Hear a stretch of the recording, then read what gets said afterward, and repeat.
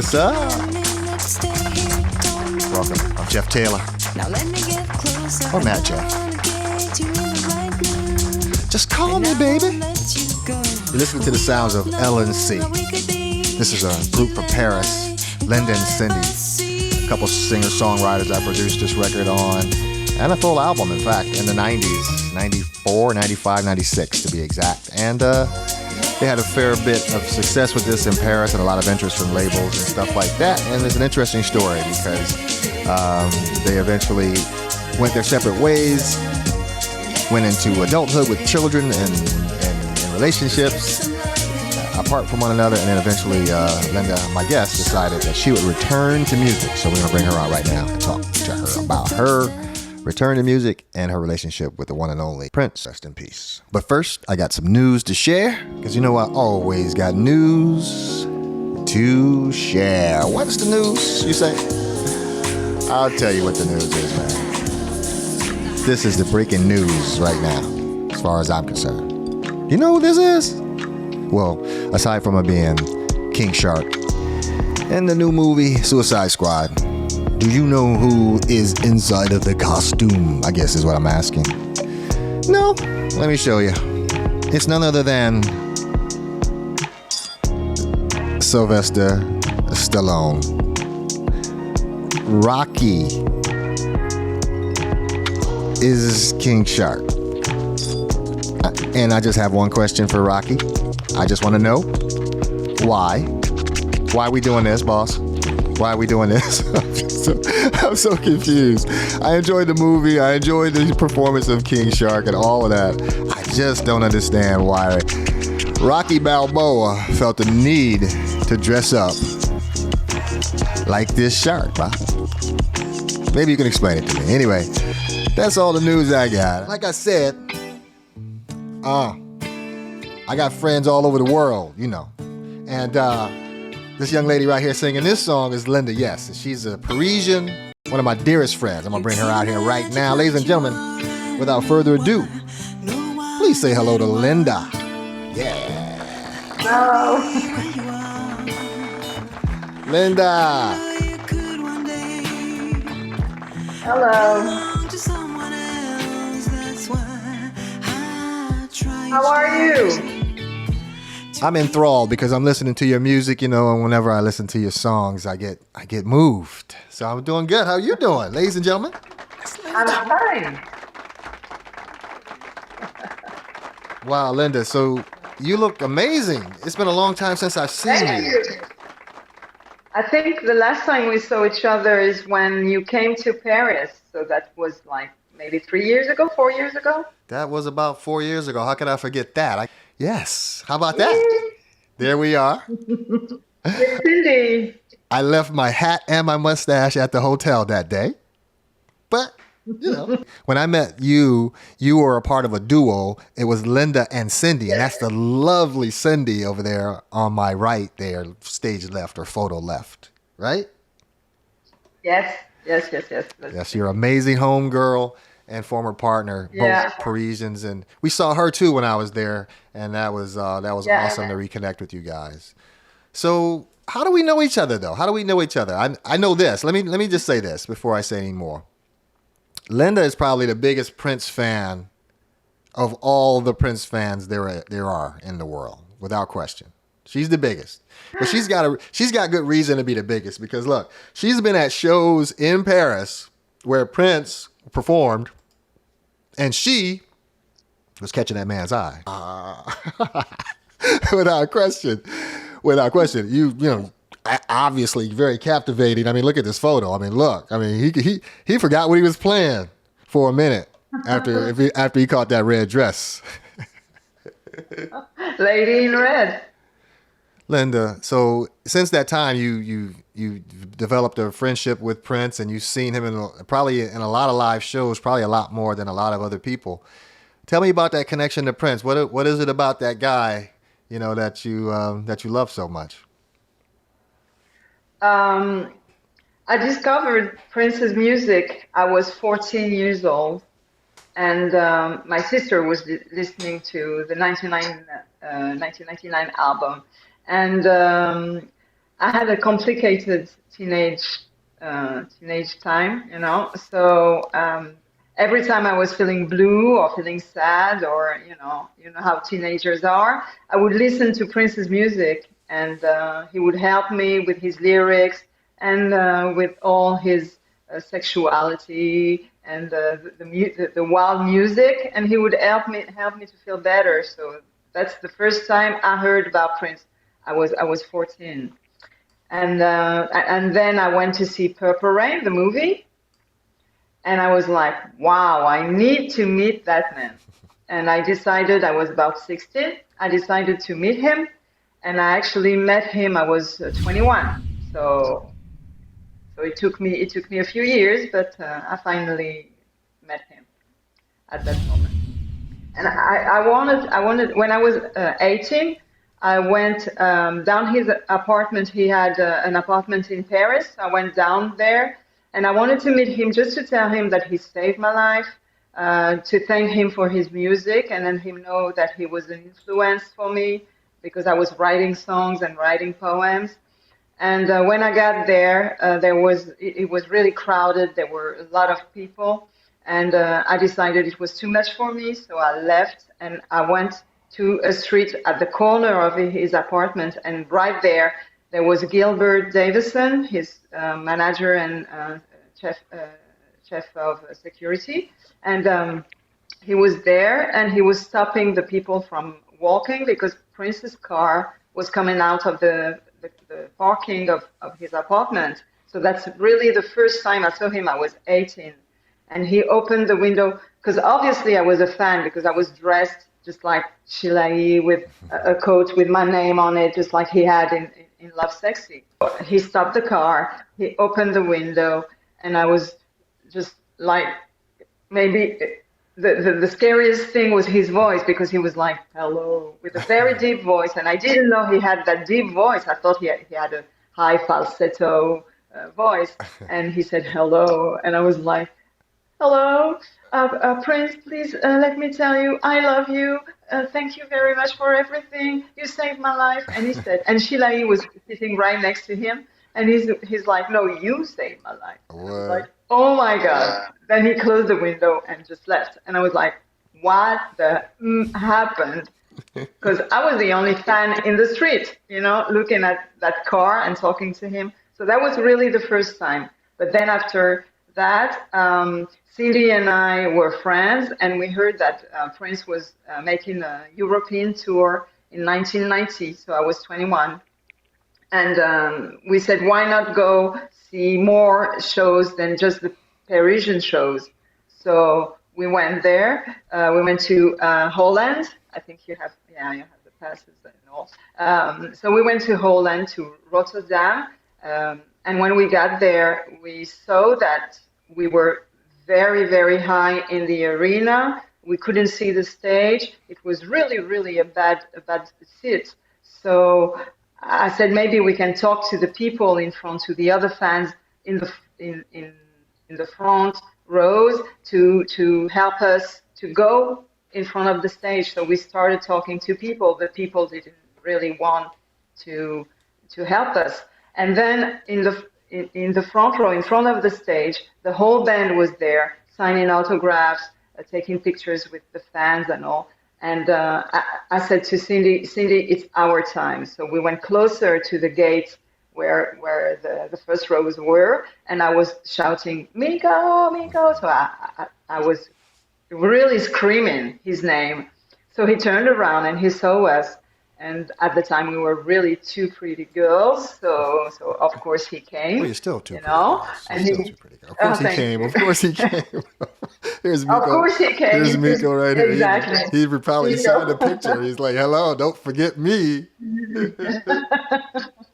So he came to the gate, and okay, I'm gonna be totally honest. I lied to him because he came close to the gate and he said, "Hi, girls," and I lied and I said, "Hello, Miko. Do you remember us? We met in Paris in 1988. You went to the club The Bandouche, and we were there." That was not true. We couldn't even get in the club, but I lied. Okay, and he said, Oh, of course I remember you. He lied too. Because well, he maybe, well, he was a nice guy, so he didn't Sure, want he's us a to nice feel guy. bad, like, oh, yeah, yeah, yeah. He's a nice guy, So and you're I asked beautiful him, girls too. So there's that. so that helped a little. And so he said, I said, can you help us go in front because we have bad seats and we cannot see the stage and blah blah blah. And he was like, oh, I gave all of my passes. I really cannot help you, but do you come to the show in Copenhagen, Denmark? And we were not supposed to go to that show.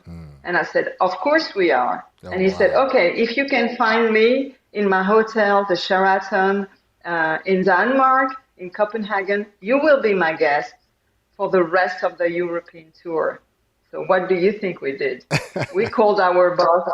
We called our boss because it was a weekend. The the concerts in Holland were Saturday and Sunday, and we called our boss and say we are not coming back to work because we are going on tour with Prince. So the boss said, "Okay, I understand. Of course, go." We had the same boss, so that was easy, and it was Cindy's father, so it was easier. And he knew how we loved Prince, so he said, "Okay, just go." So we had the chance to go on tour with them, be their guest for almost 2 months until they left for Japan to make the new Wow. tour. So And now I that's have many, many, many stories most all fans the don't get that during this. close. They don't get that. They don't get that kind of access. You know what I mean? So you were one of a few. And like I said, he saw that red dress, he saw that sparkle, and he picked you guys out of the crowd for obvious reasons. Yeah, a lot of the same reasons I was attracted to you guys too, because you were singing, you were dancing, you were smiling, you were French, girl. Yeah. But here's something I found very interesting is that this photo here from way back in the day, I wish I could zoom in on Mhm. it a little bit more because you were actually in the crowd here with the circle and Yeah. the arrow. That's you In the down there front row. smiling. Where was Yeah, this? yeah, yeah. In the That was in Paris, Stade de France, and it was a big, big show.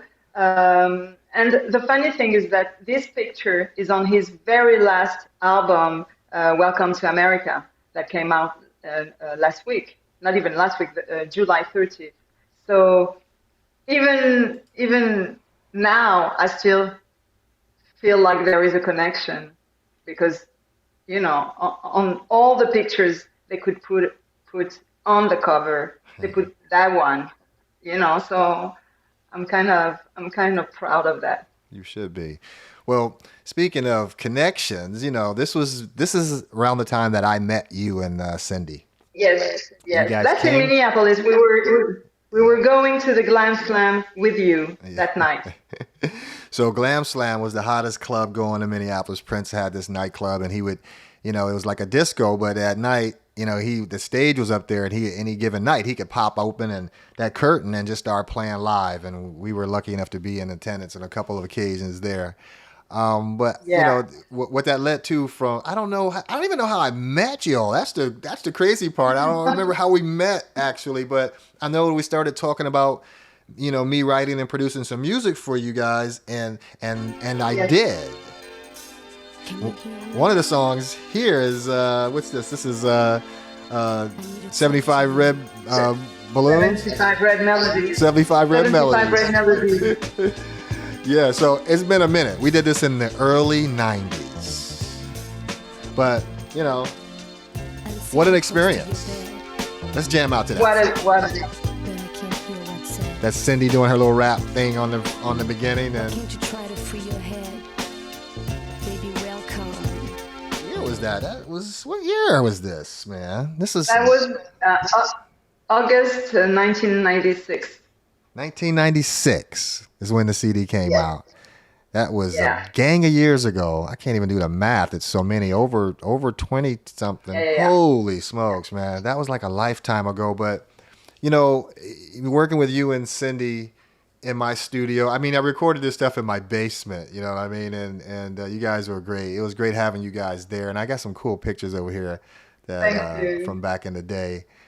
We met in 1994, before recording.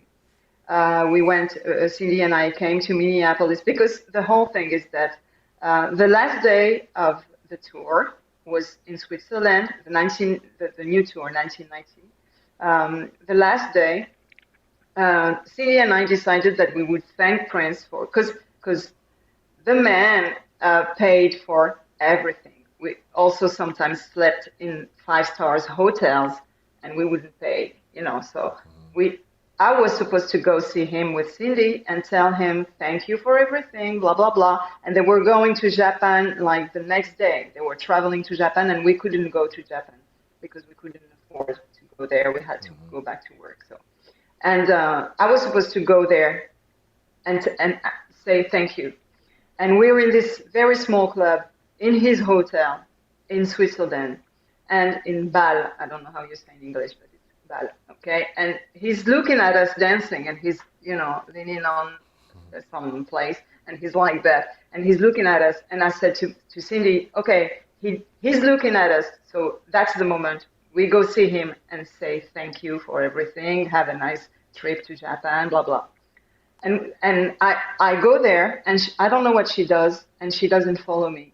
So I'm alone, and I'm very confident because I think there is the two of us, but no. And I'm alone. And we spent a lot of time during the tour being close to him, but not daring to talk to him. So he would talk, and we would not look at him, just answer, but never look at him straight in the eyes. So, I don't know if he thought we were crazy or ignoring him or just shy, but whatever. So when I came close to him, I'm like, excuse me, Prince. And he pretends not to see me. He's like, and I'm like, okay, because he was very funny. And I said, okay, excuse me, Mr. Prince. And then he looks at me, yeah.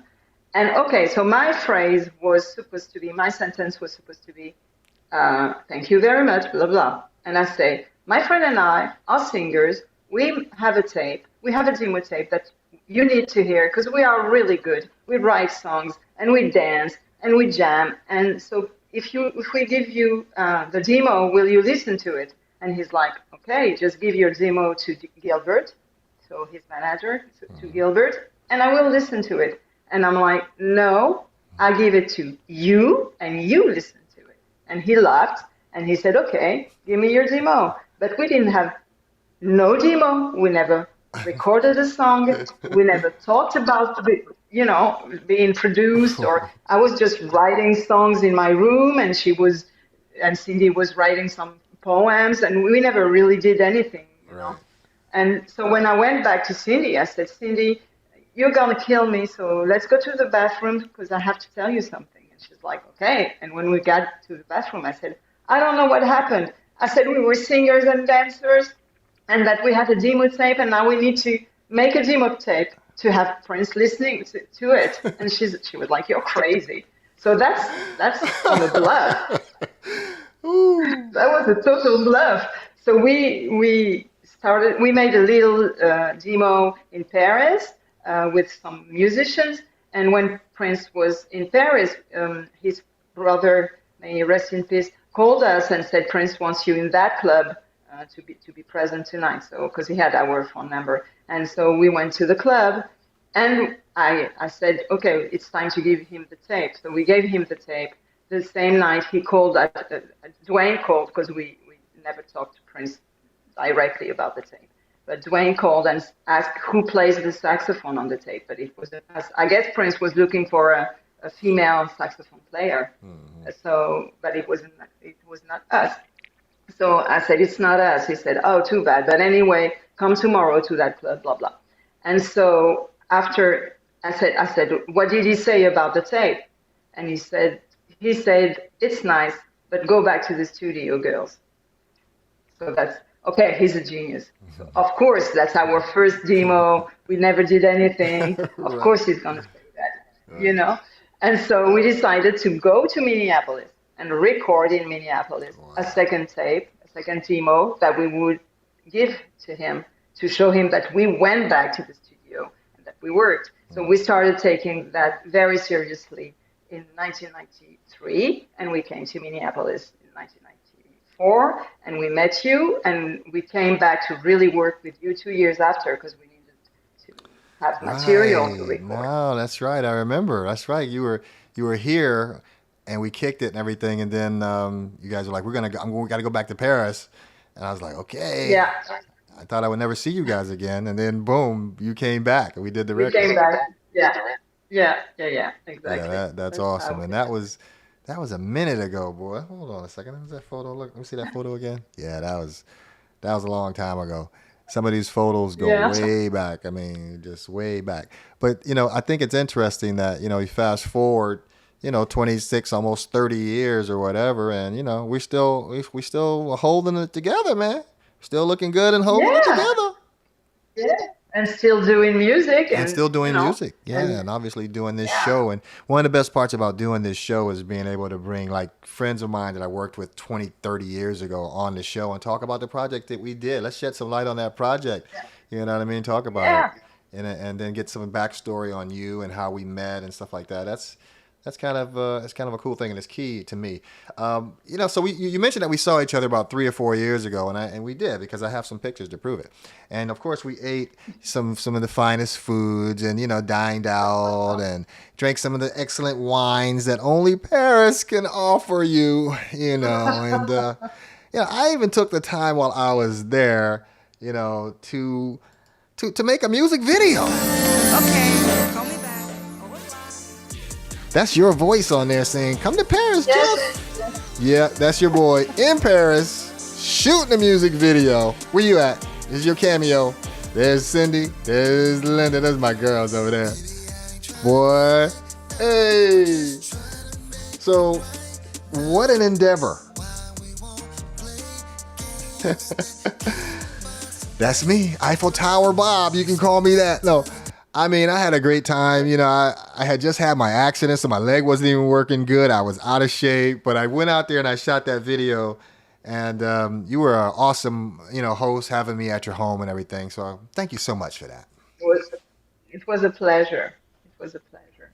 I got to meet the man in your life, the guy that holds it down for you, the big dog, you know what I mean? And I always love seeing this guy, man. He's my favorite dude, man. Love seeing this bro. Whenever I see this bro, I be like, no! Let's crack him. This has been 4 years. I saw some pictures of him recently. He's a teenager now. Yeah, he's 17, and he doesn't really know what he wants to do with his life, but he's enjoying his time here in Paris. And it's funny because my two nephews, one is a rapper trying to get a record deal, and the other one is an actor, and he just made a movie. So, the artist part of my family is still. Well, they say the apples don't fall far from the tree. So Linda, how did the new song "Where You Are"? How did that come about? In 2016, when Prince passed, in June, a band that I knew asked me if I wanted to to do a tribute for his birthday. So I went on stage, and that's the moment I realized that there's no other place I wanted to be. So I said it's time for me to go back to music because that's what I want to do.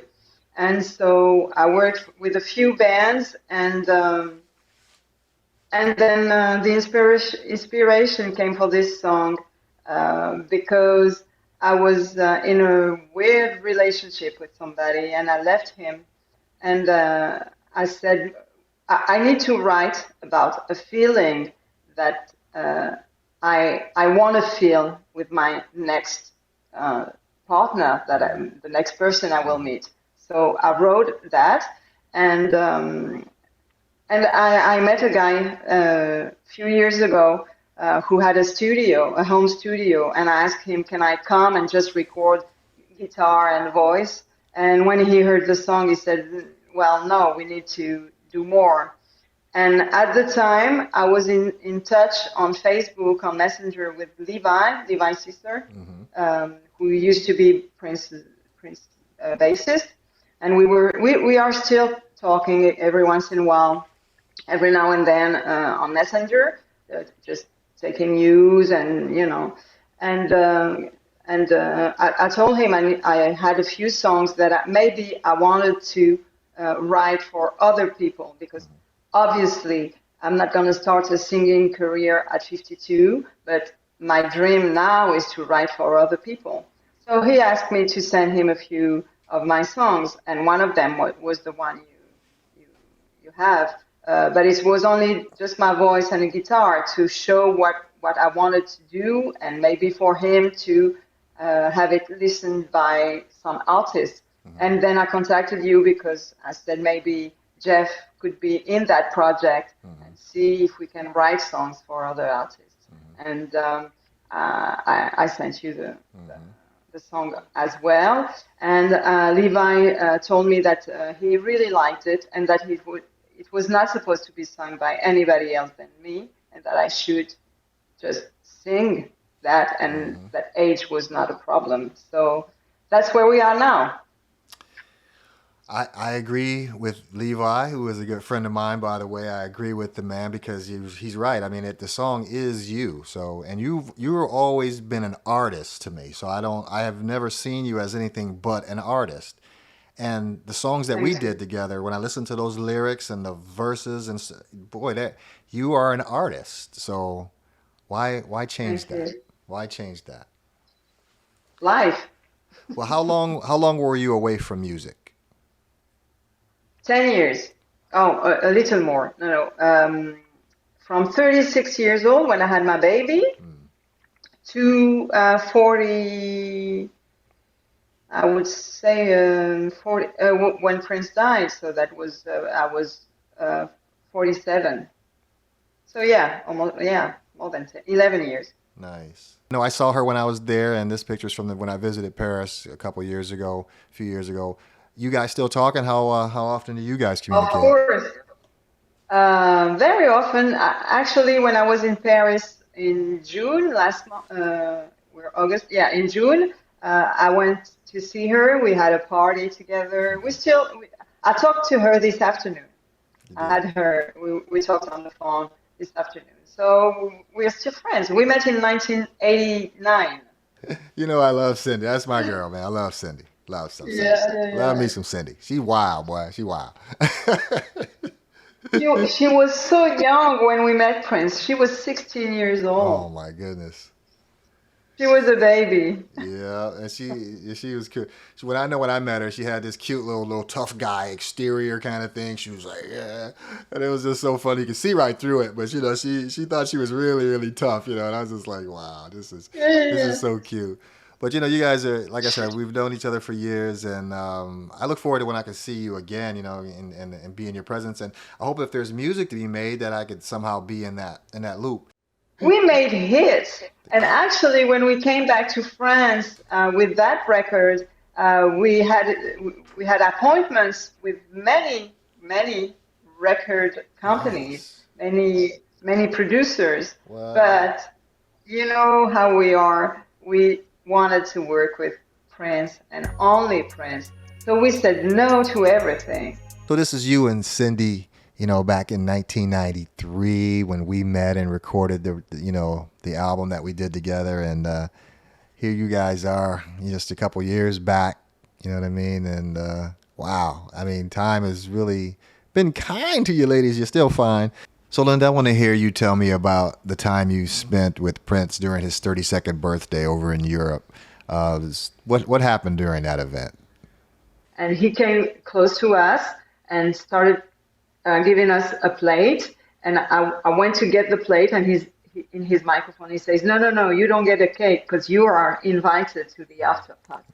Nice. So that's how we learned that so I think I gave you the picture. Because after that, Dwayne gave us a paper giving us the address and the place where to go, and the fact that we are cordially invited to the party. So that was just great. And exactly at the Trinity Club, and he was presenting his Graffiti Bridge album with DJ Cowboy and making his birthday also. So we went to the party, and it was great because he was at the entrance of the club, and he was welcoming the people, and everybody had a present except for us because we didn't have time to get him a present. So we're like, oh my God, and we come in and he looks at us, and I asked him, I don't know why. I couldn't say happy birthday, but I think I was kind of impressed. So I said, can we come in? He said, of course. And I said, is it an open bar? And he said, yes, girls, it's an open bar. So that's the only thing I said to him. And Cindy took off her jacket and she didn't know where to put it. And so she gave it to Prince, and Prince held on her jacket during the whole party. Because he was afraid to lose it. So it's funny how we were young, we were 20 and 16. Right. We were really impressed. And we started having this party, and it was really great. And he turned 32, and when you imagine that Cindy gave him her jacket and said, hang on to my coat. I just think that's so Cindy-like, right? To do something like that.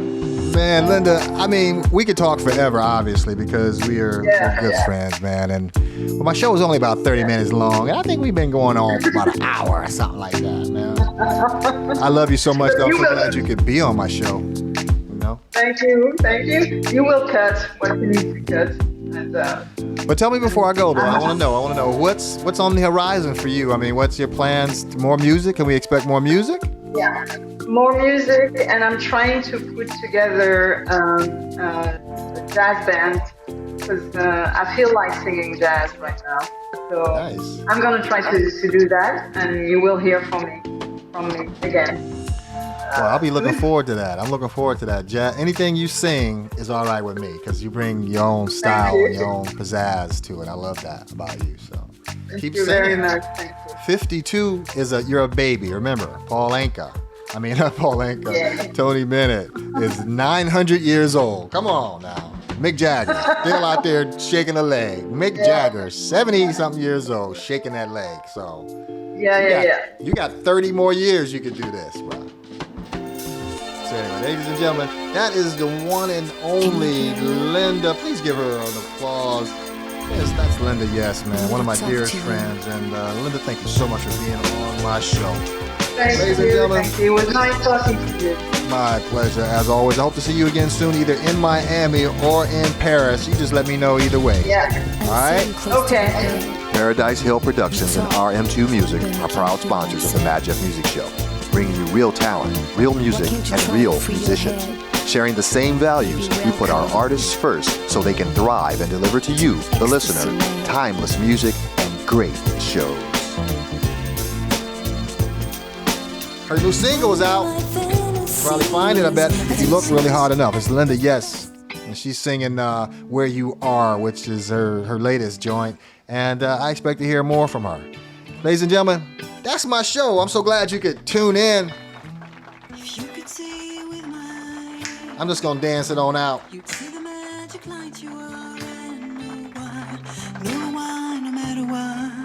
That's Linda, everybody. The lovely Linda. Yes. You could one day belong to someone else. That's why I try each day to give you my very best. I know you could choose to leave me. You couldn't stop loving me. That's why I try to satisfy all your needs.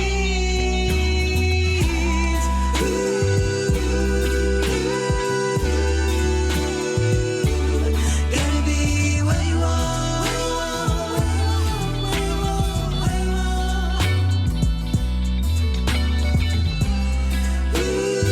That's my show. I gotta go. But look, do me a favor. On your way out, just understand that this is fire. Don't burn yourself. Slide back up against the wall and scooch out sideways. Don't want nobody getting their hair set on fire. Peace. Till the next time.